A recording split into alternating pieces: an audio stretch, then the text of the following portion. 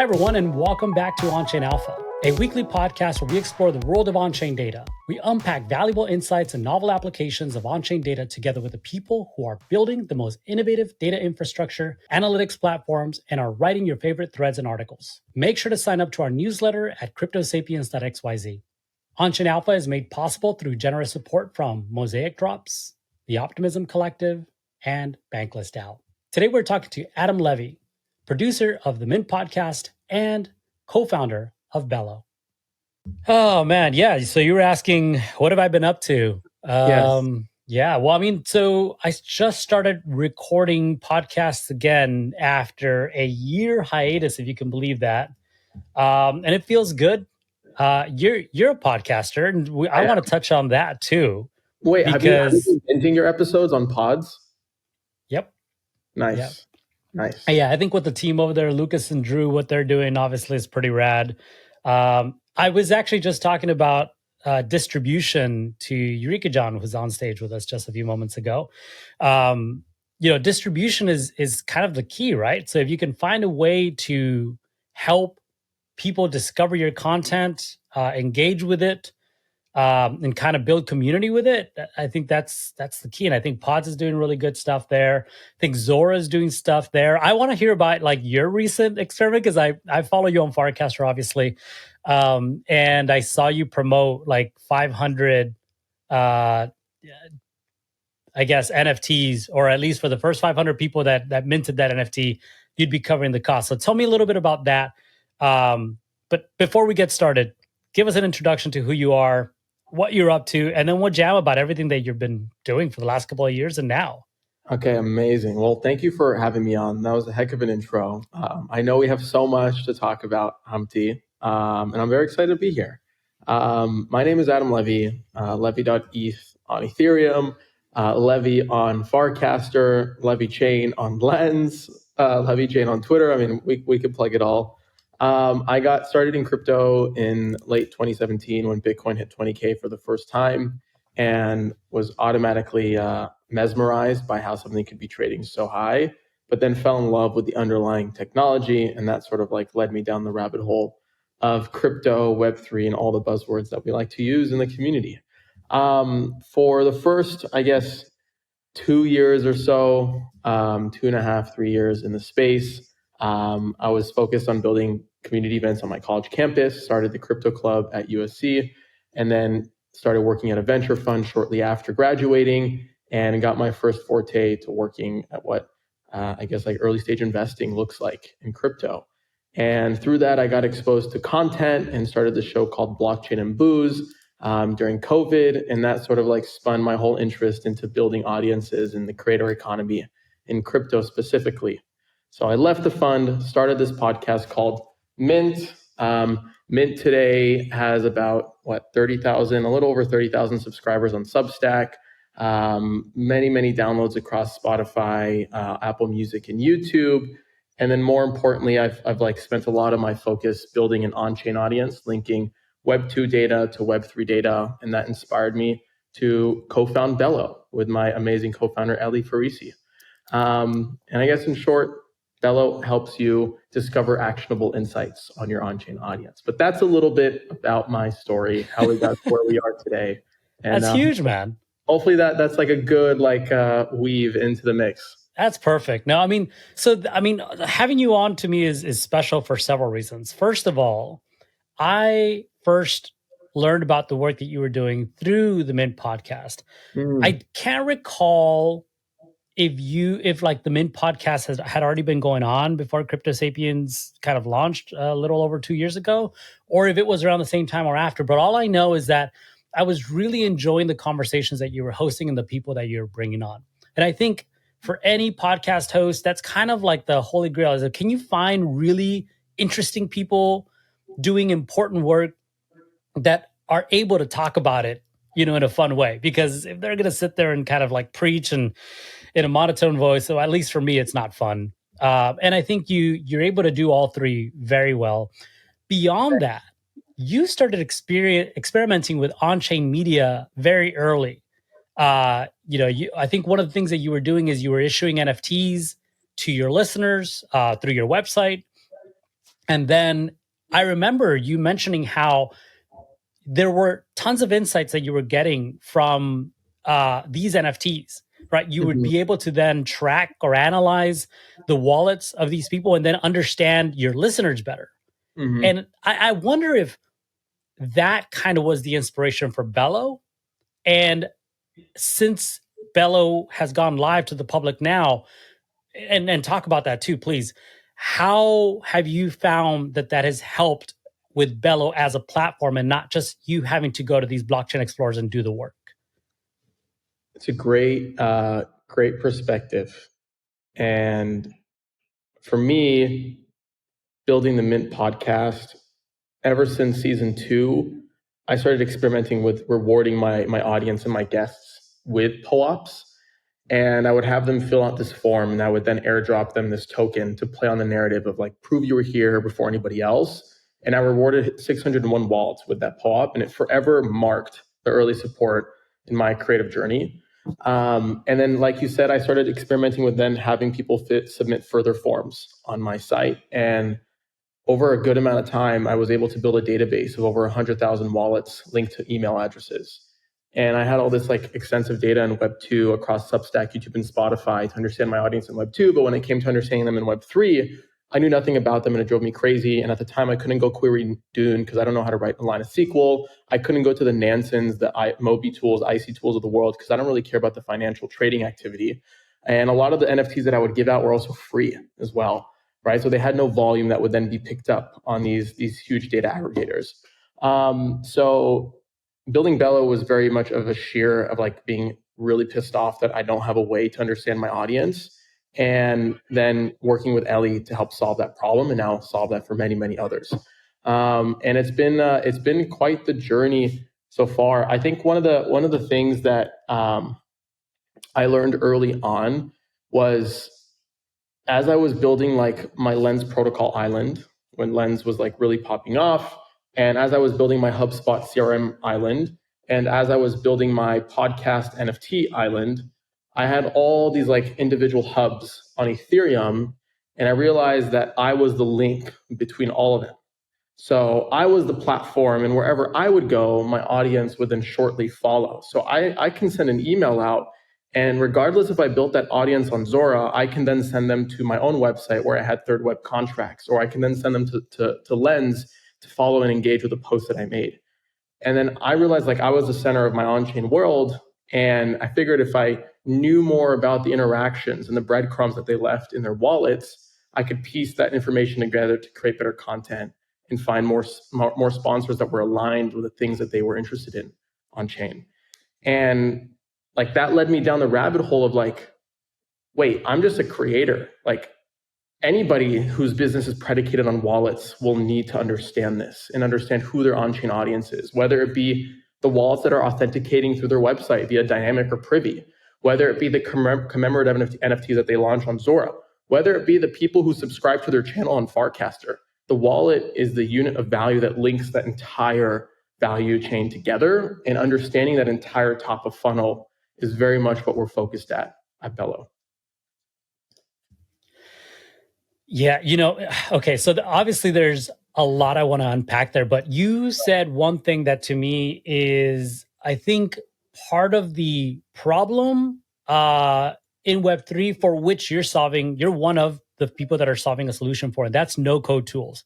So you talked about kind of how you were using Third Web. I use Third Web too, all the time. It is a wonderful platform for anyone who doesn't know much about contracts to go in there and launch one, right? And then start building with these Legos, some really interesting experiences. Mm-hmm. Tell me a little bit about Bello as a no-code analytics platform.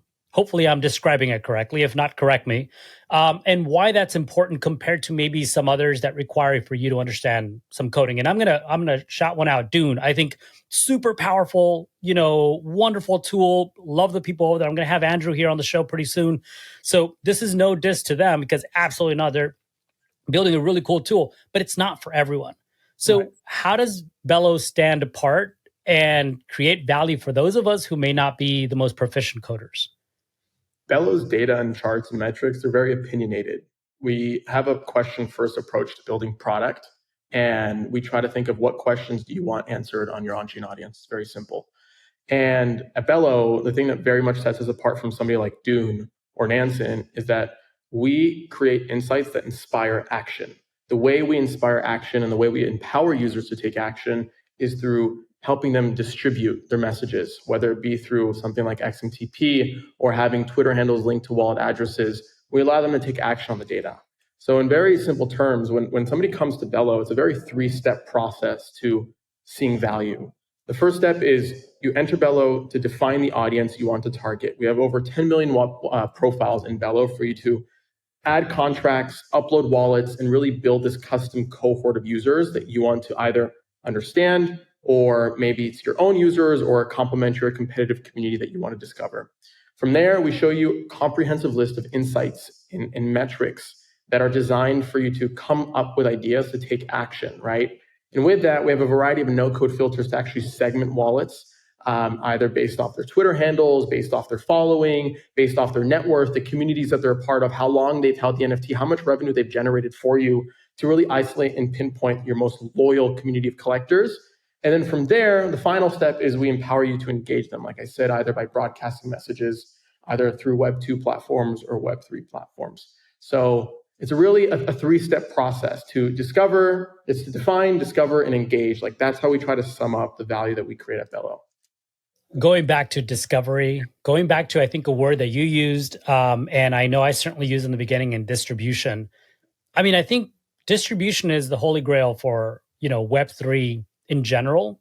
It is very difficult to find anything, especially we're talking about blockchains, right? We're talking about ledgers that have a lot of data points or access points to that you can surely find. It's a transparent ledger.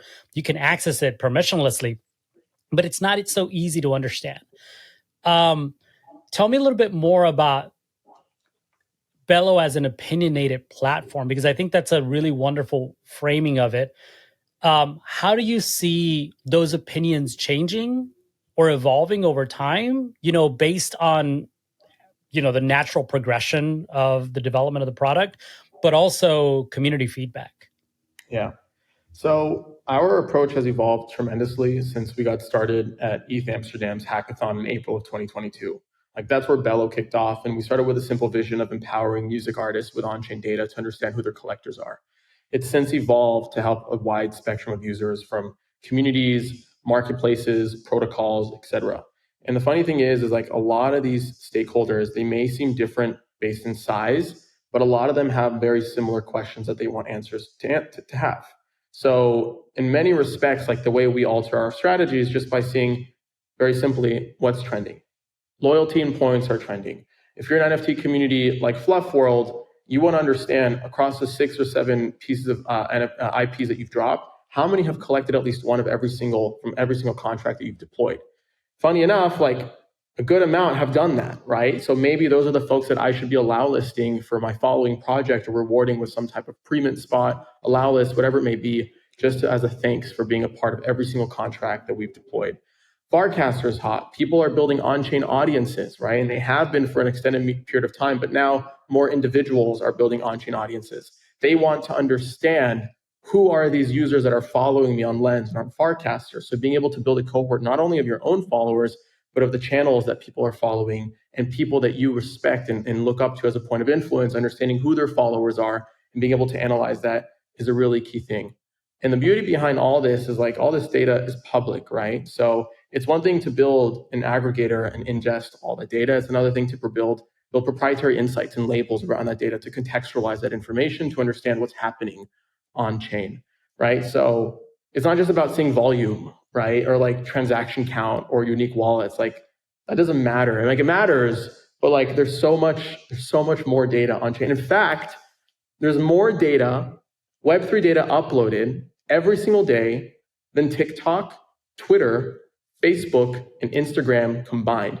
And it's on track to surpass YouTube. Like that's how much Web3 native data is being published. So to think that there's a whole new opportunity of just like contextualizing that information and deriving actionable, opinionated insights to inform a new generation of marketers and individuals to take action on that data, that's what fires us up every single morning at Bello. I love that. That's a wonderful way of putting it. So, I mean, there's your alpha right there. A lot of that data, as you've described, continues to grow every day. I wonder, I mean, you've touched on social several times already, and obviously it makes sense. Tell me, like, what are some of the social insights that you've seen started to emerge or have changed in recent days or recent weeks? Because I, for anybody who follows you, and I mean, I want to make sure I shout this out. You are one of the largest creators on Lens, if not continue to be the largest creator on Lens in terms of like followers and your consistency in terms of like how much you put there on that platform. We've seen Farcaster kind of flip the script a little bit, just maybe in terms of the noise that they're making. I know Farcaster Frames definitely had a lot to do with that because, in my opinion, crypto UX needed a little bit of a, kick in the butt. And I think Frames has come to do that. Tell me a little bit in terms of like these social insights and things that you're able to discover that you've seen that are interesting. You mentioned Fluff World a bit. Maybe there's a relationship between that and Farcaster and Lens. Like, what are some of the things that you've been seeing emerge there? I think the most compelling thing, especially as people understand what their Web3 social strategy is first understanding what percentage of your users are already native to Web3 social, and then understanding what communities they're a part of to then inspire you to which communities you should spend time in. And one of the metrics that we've built that has been like one of the most valuable for our users is just seeing the percentage overlap between their cohort of users and the profiles that were minted, for example, on Lens. So for example, let's say a creator on Sound wants to create more distribution for their song. Right now, they're either confined to the restrictions of Twitter's algorithm, which to some extent they've perfected distribution, but in many ways they've doomed distribution, or just the native in-dApp distribution that Sound provides for distributing music, whether that be through in the platform, whether it be through their emails, whatever it may be. Now, if you notice that a certain percentage of your collectors are native to platforms like Lens and Farcaster, and you haven't started posting on there, why haven't you? Like clearly an X percent of your users are native to that community. It serves as a perfect avenue to reach them and to find them, and then potentially find like-minded people within those social circles to engage and spend time in. So that's like probably the more compelling one that I could share right now. We're in the process of integrating more Farcaster features as we speak. So expect an update from that hopefully within the next week or so. But we have a series of new metrics and dashboards that we're going to be releasing that the whole team is very, very excited about. And as I experiment with more frames, and as I see other people experimenting with frames and how they drive traffic to channels and build followings on chain, it serves as a brand new like open space just to understand what people care about and parse that data and reveal certain preferences and interests around followers that you could never do in Web2 social. Yeah. So you mentioned again earlier, you mentioned this, and I'm trying to unpack it as best I can. I'm trying to go back and then correlate it with something you might have just said.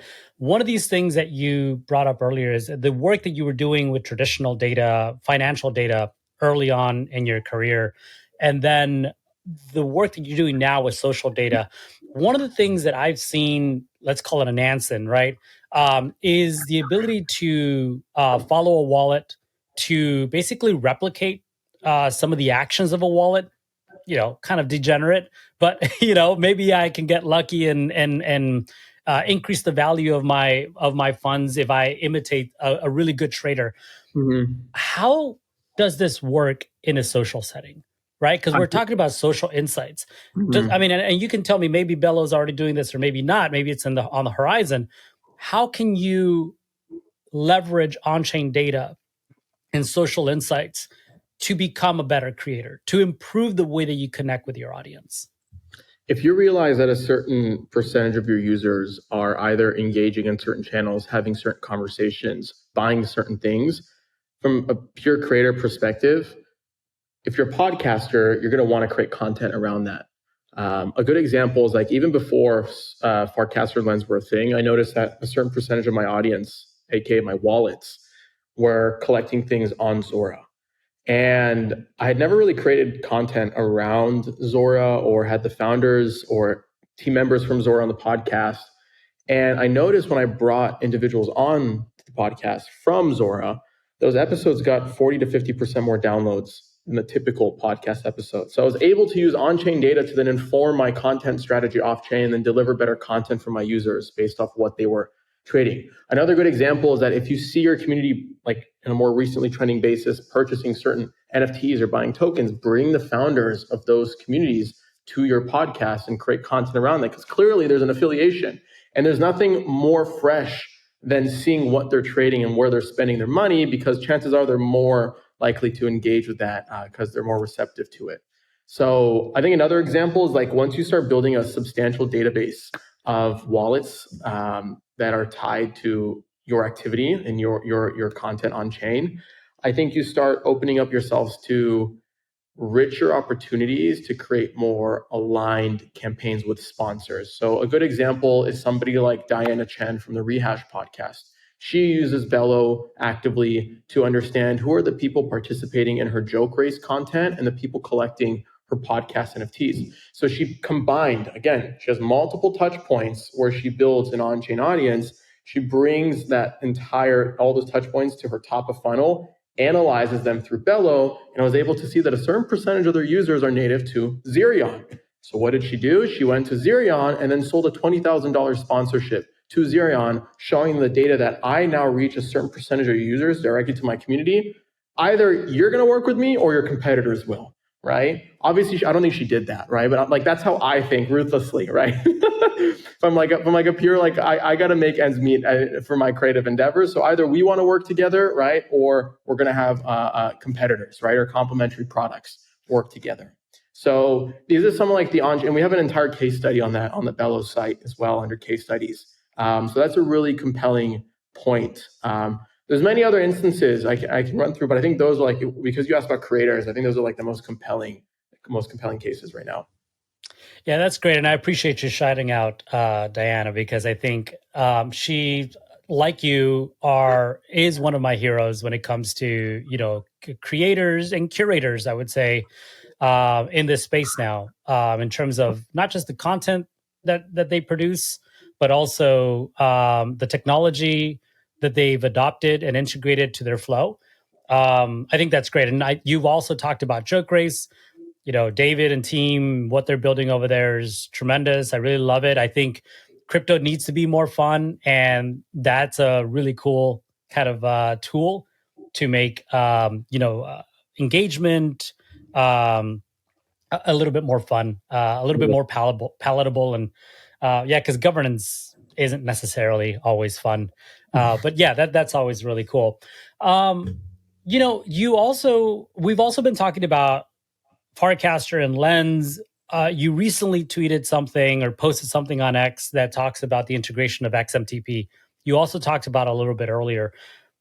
What's the value proposition to integrating XMTP, and what's kind of its relationship with like social platforms like Warpcast and Lens? An inbox for every wallet is a very compelling concept. And then as you build an on-chain audience, being able to engage those wallets, regardless of which product they met you on, is even more powerful. Oftentimes in Web2, when you're building audiences, they're completely fragmented, whatever the word is. Either you're building an audience on Instagram, Snapchat, TikTok, YouTube, LinkedIn, and the point of value that ties all that together is a link in bio most of the times. Or you're building a database in HubSpot, is selling tickets via Eventbrite, having e-commerce on Shopify, and the unit of value that connects all that together is an email address. So you're consistently always rebuilding and trying to parse together an otherwise distributed, like broken audience. But in Web3, wherever you go, your community follows. Like you are the platform, and you can't get deplatformed when you are the platform. So being able to engage your audience wherever they met you initially and being able to communicate messages to them through their wallets, to their wallets, is just super powerful. I think I've really gravitated towards this concept personally, and then I can speak on behalf of the entire team because I built a community of like 30,000 email subscribers in Substack and over 100,000 subscribers in HubSpot. And email rates differ, bounce rates differ. Like there's so many, like HubSpot can control how many emails I can send. Like I'm like too much in the arms of these bigger parties to really be able to understand my audience and engage them on my terms the way I like. So for my own personal preference, like this is hopefully the last audience that I'm building. And I want to be able to engage them and communicate to them and talk to them and understand them and reach them on my terms whenever I'd like at whatever point. And from Bello's perspective, we were able to build a lot of these like actionable insights. And for the longest time, people were asking us like, this is great. I'm really informed. I know what to do, but how do I take action now? And XMTP was our first iteration of being able to empower them to take action on the data. So for example, let's say you're Fluff World. You have you found that 19% of your audience collected at least one of 6 contracts. You want to reward them. Send them a message. Be like, hey, you're getting this first. Just wanted to let you know that we have this drop coming up as a thank you for collecting every single one of the contracts that we've deployed. I wanted to add you to whatever the offer is, right? And being able to do that on your terms with an inbox that they own, that neither Coinbase, neither XMTP, no one can really take away from them. It's just powerful. It's really, really compelling. One of the things I want to ask you, I guess, is what are some of the on-chain experiments that are happening today? It doesn't have to be just decentralized social. You've talked about Zora. You've talked about sound. Like, what are some of these on-chain experiments, though, specifically that you see emerging that really excite you and its potential for discovery on Bello? The thing that I'm constantly tinkering with right now is very much like this this graphic. Okay, like what does it mean to go viral on chain? And you caught me at a really like fun time because I'm like I just finished the first draft of what it means to build an on-chain audience, and I think the concept of going viral on chain is a brand new concept that more and more people are going to be exposed to. And this doesn't just have to do with Farcaster and Lens. Like this is irrespective of Farcaster and Lens. Farcaster and Lens just add an element that can help boost this entire flywheel. And I noticed that allow lists now have a new meaning. Where in the PFP NFT era, they would be used as a way to kind of like add yourself to a list to get like pre-mint access. But now allow lists are a vehicle for targeting users. So if I add a group of wallets to an allow list, those wallets now get triggered through Coinbase Wallet and Zerion that they have an offer to claim because they've made an exclusive list and that offer is unique to them. If they mint, then those transactions get indexed by aggregators like mint.fund and Zora Trending. And then other people that act as a top of funnel from those websites. And those websites get between $250,000 to millions of visitors, right, every single month to understand exactly what's trending. And then that inspires more mints. And then use XMTP to engage your community and message them to drive even more mints. And then you have the dApp native platforms that have their own in-app algorithms that distribute content, right? A good one is like Farcaster that has its own unique algorithm for empowering a frame to go viral, right? Like I had a frame that went viral the other day in the base channel. I got over 1,000 likes. I boosted it via Zora, et cetera, et cetera, et cetera. We can get into that later. But I think there's like this flywheel that's on-chain native, irrespective of a product necessarily, that can inspire a product to go viral on-chain as measured by how many mints it has. So I think this is like a very novel new concept that's emerging. I don't see too many people talking about this. And I've experimented with every single frontier. So I'm like slowly like piecing together the puzzle to how these 4 sort of pieces link together and work in tandem with one another. Yeah, well, I'll start by saying it's never an accident. Everything's by design. So having you on now was the plan all along. Secondly, you're probably the first one. I was kind of laughing a bit when you first shared the screen to actually leverage the sharing features on here. myself included. So when you popped this up, you kind of took me by surprise. I was like, whoa, what's coming on the screen? Hopefully nothing terrible. But yeah, no, this is really cool. And, this to me is no surprise that you're sharing this with me, because like I've always considered you to be very thoughtful about, the work that you do, and, how you kind of develop or the way that you think, the way that you go through your thinking process. And so that anyone, including myself, understands this flywheel a little bit better, give Yes. me a Web 2 equivalent of like how this flywheel would have worked before, maybe some of the spokes that would have been missing before too, that Web 3 truly enables. I think the most like prominent example in Web 2 is early days of WhatsApp, when people would share a link and everybody was like congregated on a WhatsApp, and then that link would get copy pasted to many other group chats and many other users. And it's sort of like, it reminds me of like a network dispersing a message kind of thing, right? And I think fast forward to today, I don't know if you really have that in Web 2. Like, platforms are very gated. There are these walled gardens, right, as people like to say. And whatever happens on that platform stays on that platform. I think maybe the more common is like maybe virality happens on Reddit, and then that spreads to TikTok, and then that eventually spreads to Reels, right?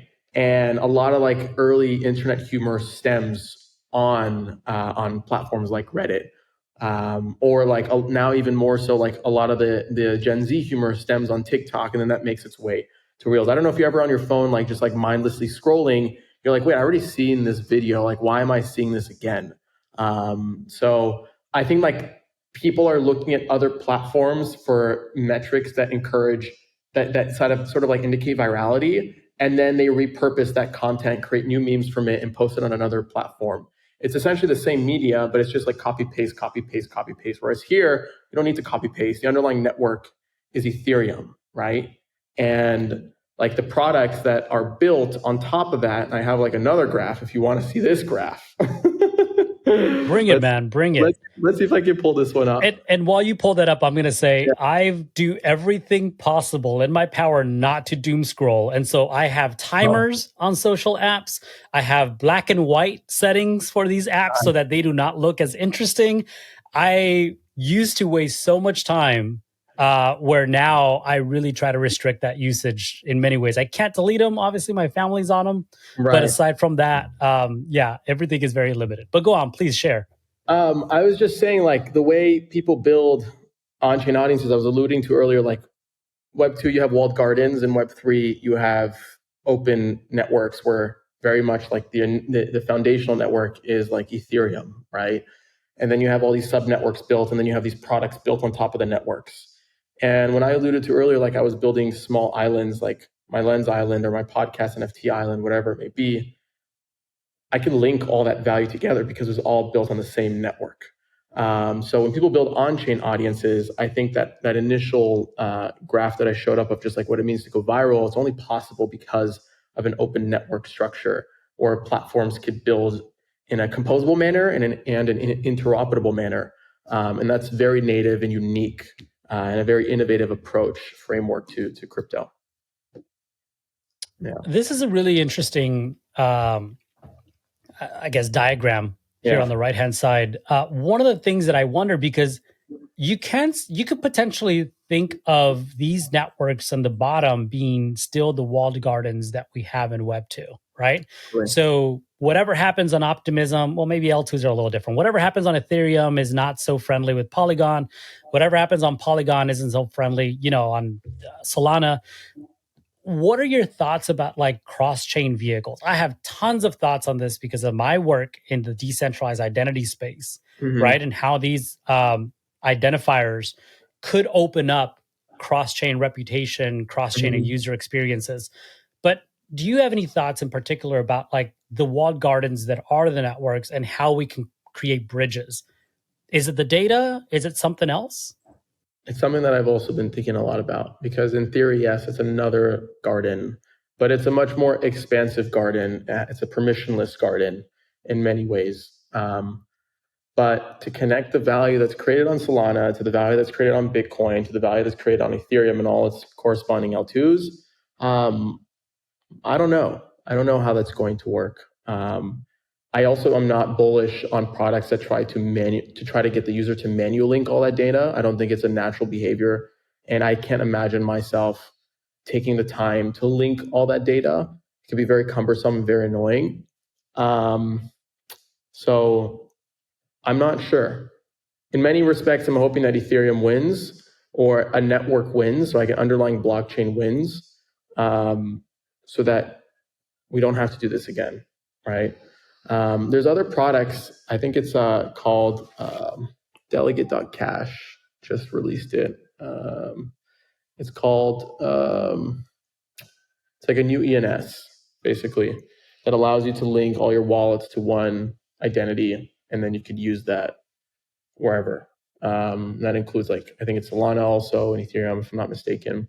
So that's the type of product, right, that does that and creates like a new ENS-like domain for your multi-wallet identity.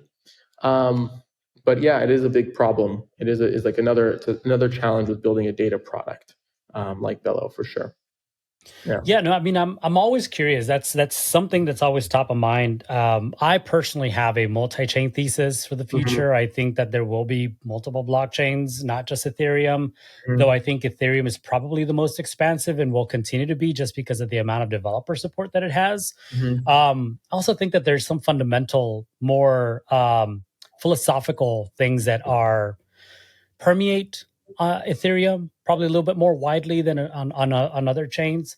The way that layer twos have grown also on Ethereum, I think, is part of its value proposition, where the further up we go in the stack, a little bit easier it is to use, but also the more fun the experiments become, right? Because as we get closer to that application layer, that's where we really are unlocking the value of Web3. But I do think at the end of the day, it has something to do with identity, portability of data.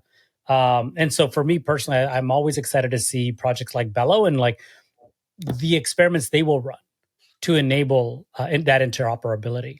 How do you think we solve that cross-chain problem? Well, I mean, at the identity level, because that's really where I've spent a lot of time thinking about it. That problem, and I'll put this in quotes, has already been solved, right? So you're familiar with Disco. I bet they've, Evan and team have been doing a really good job at advocating for DIDs, right? I've contributed to many, many other projects that are also building with DIDs, Ontology being one of them. And there are these identifiers to which you can bind multiple wallets, right? Regardless of blockchain. So they're agnostic. They do not care if you're on Ethereum. They do not care if you're on Solana. They do not care if you're on Bitcoin. You can bind multiple wallets, and I'll call them identities, as you call them fans, right? Wallets. You can bind these identities to this DID, and then the credentials, right, or attestations to the things that you have done are recorded or also bound to this identity that is agnostic of blockchains. You can then use these attestations across multiple chains, unlocking kind of the value of work, contributions, proof of work that you've done on Solana on Ethereum, right? And a good example of this would be a product that I built a couple of years ago called Orange Protocol. That's exactly what we were doing. We're like, look, let's aggregate as many identities from across as many blockchains as we can, and then issue these credentials that are off-chain, that are private, that are self-sovereign. Go listen to any Evan McMullen talk, and you'll understand very clearly. She does a wonderful job at this. And then leverage these credentials on very specific blockchains. So then we were abstracting the private data from these credentials and issuing NFTs, SBTs on Ethereum, on Polygon, on BNB chain. And these then are composable, easier Legos to build with than VCs are. I realize that not everybody's familiar with that. That to me is like part of the solution. Definitely not all of it though. And their adoption is very limited still. Got it. Makes sense. I'm still curious how you get people over the hump of linking all their data, because onboarding is very extensive for something like that. And what's the incentive for somebody to do that? Maybe Right. Olamo does that, is starting to do that. Like, well, there's this project called Olamo that I met in Paris. They're doing a version of that by running quests with brands to encourage their users to link multiple identities, and they get rewarded for that. So maybe if there's some type of like compelling incentive, but yeah, I don't know how that gets solved long term. I'm not sure. Yeah, I don't have the answer for that, obviously. But the one thing I'll say is I think it starts with education, just letting people know Right. how it works, because I think people's familiarity with binding identities is that it is public. And as someone who at one time, I don't even know how many wallets I have. I'm sure I've lost track of them and don't even have the keys or seed phrases for others. The idea of like binding them together and then revealing the relationship between them is a bit scary, right? Because you know, the one thing I've always said is blockchains are pseudonymous, not anonymous. Everything is on-chain and transparent and accessible to anybody who wants to get that data. So when you start associating or revealing the association between these wallets, suddenly any privacy that you may have had goes away. So the first thing is to let people know is like, well, using DIDs, that relationship is basically only yours to know and yours to reveal, right? So it's up to you to how much reveal of those relationships. Could be none, and it's fine because all of that lives on off chain, and usually, locally at your computer or device level. So yeah, I think that the education is one of them. The other is like integration, like increasing the adoption of these across different protocols. But like I said, I think that there isn't one thing. It's going to be like a Lego stack of solutions that come together and solve that. And I think things like ENS or even Delegate Cash, which I believe you mentioned earlier, these are good vehicles because I think ENS has reached a level of adoption, that many other Web3 applications haven't. And if they were to lead the way, the potential is that, we start seeing more of this being used. Totally. The product that Delegate just released was clusters. That's Clusters. That's what I Okay. Cool. I claim my Levy cluster, as I do it. I'm going to have to go check that out. Yeah. So, none of these things are sponsored. We just talk about them because they're fun, obviously. Right. Do your own research. But for me personally, I always love to dabble with these new experiments and see how they could potentially be useful. Totally. 100%. So, one thing that I kind of want to think of, or I want to talk to you about, because I think that this is a very privileged experience, and that is you and your team being invited to A16Z's CSS class. Tell me a little bit about that. Like, what was that like, and really, what was the motivating factor, and what did you walk away with after participating in it? I remember during the FTX bear market, we were having a very hard time raising for Bello, as many other projects were. And Bello also got started at a hackathon in East Denver of 2022, or not East Denver, East Amsterdam, excuse me. And we were really just bootstrapping Bello with like less than 20K in grants from Polygon and Lens and Dora Hacks that just gave it to us with no strings attached. And we were building Bello for solid 10 months like that before we took any amount of money. And I remember we got an email. I don't remember like exactly how it happened, but getting into CSS was very much like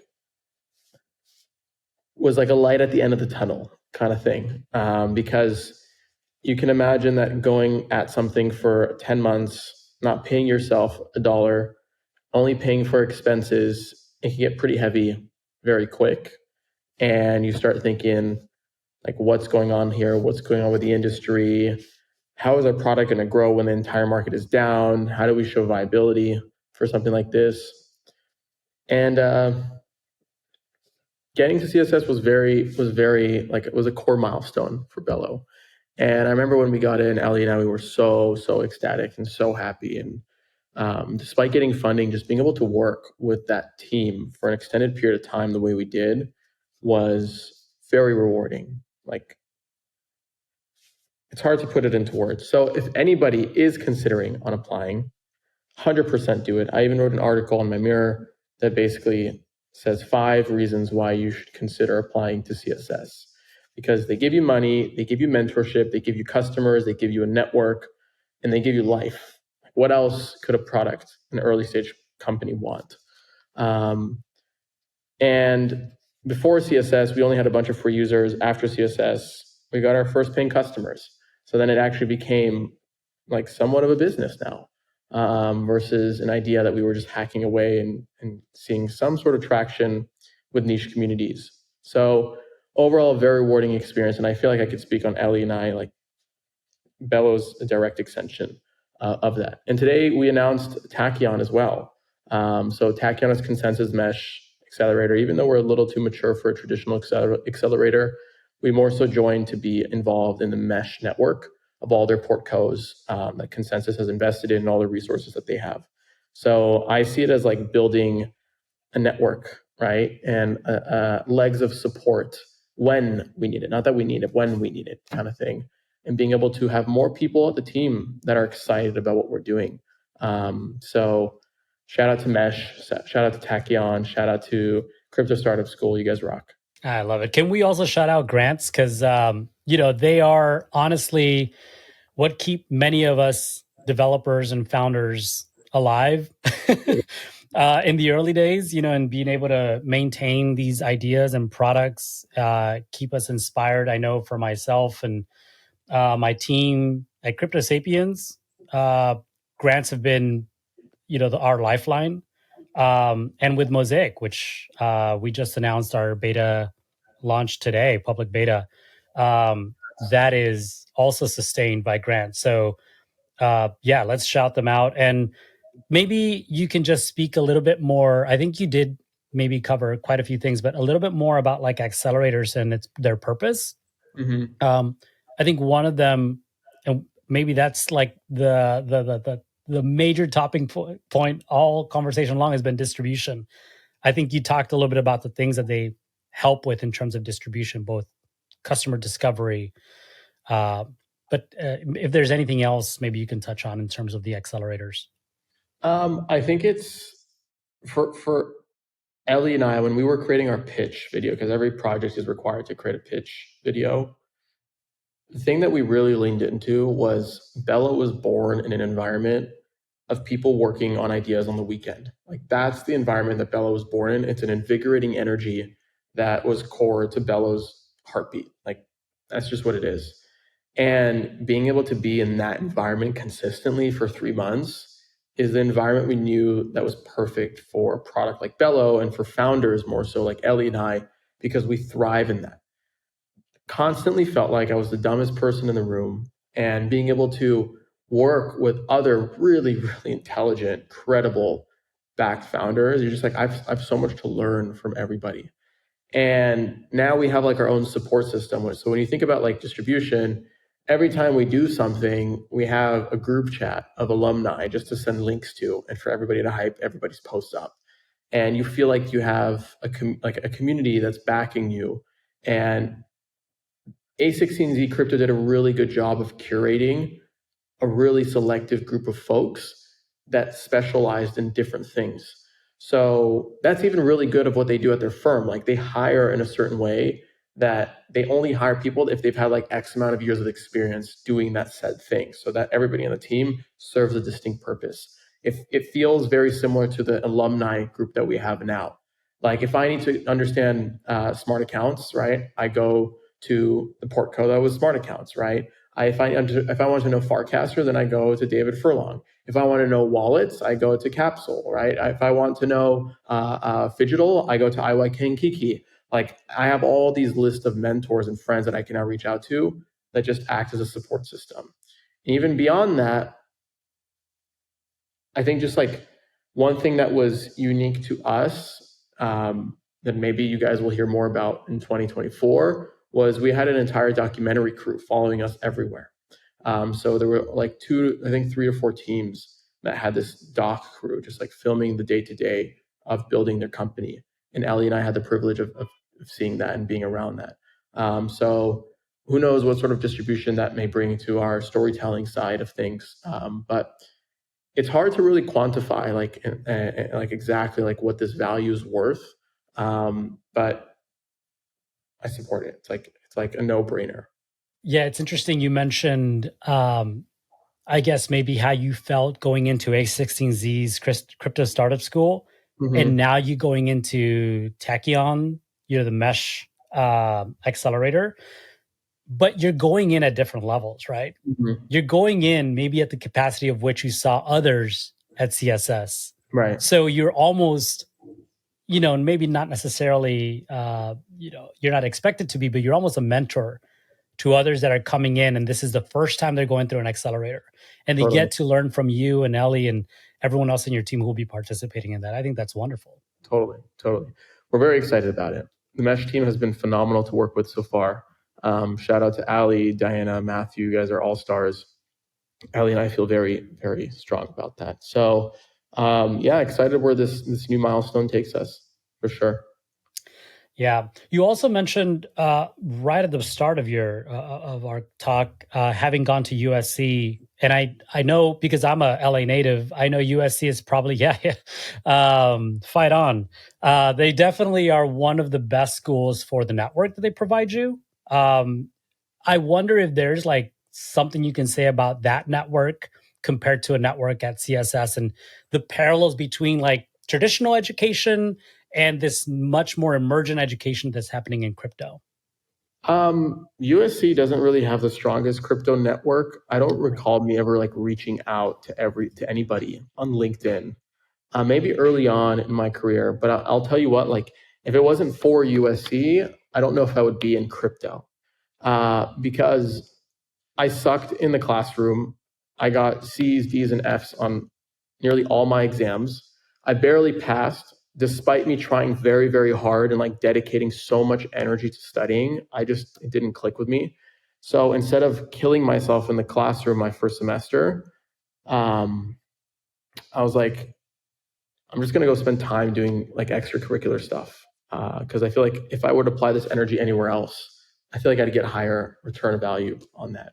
So my whole focus on campus was like starting clubs and being a part of clubs. So I was in this club called Tamid, which was like this Jewish American cultural thing that was more for just like a Jewish community on campus. And then I helped start this club called Troy Labs, which was like one of the premier entrepreneurship clubs. And we got $500,000 from the university to start a venture fund and to invest in Trojan startups. And we had demo days where we'd bring all the USC Trojan alums and showcase their products and host panels and discussions and introduce them to investors. And then started the crypto club on campus. So I think like doing the extracurricular stuff was the real unlock for me that gave me stepping stones. But after I graduated and got my first job, I never really looked back at the network so much. I do feel like at one point although I did do a talk on campus with my blockchain instructor, Eric Chung, shout out Eric, best guy ever. Like Eric, if you're listening, I love you.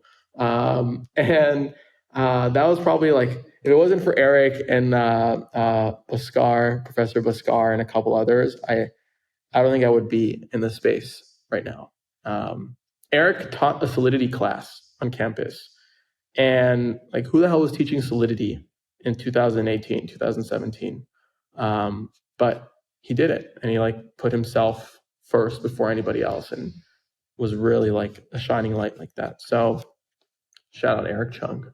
But beyond that, I think the biggest network that you build in crypto are through the conferences that you attend, creating content like we're doing right now, having a platform to invite people to give back and to help where you can is like the best way to provide value.